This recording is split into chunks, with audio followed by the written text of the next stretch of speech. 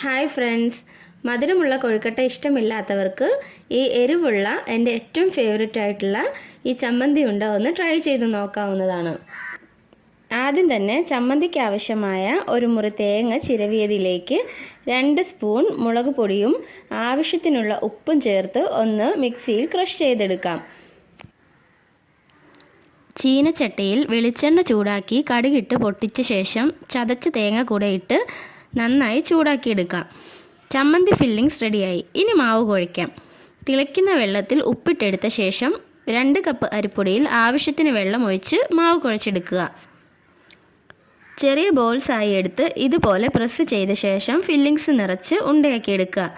എല്ലാ മാവും ബോൾസാക്കി ഫില്ലിങ്സ് നിറച്ച് എടുക്കാം. ഇനി ഇത് അപ്പച്ചമ്പിൽ വെച്ച് ആവി കയറ്റിയെടുക്കാം.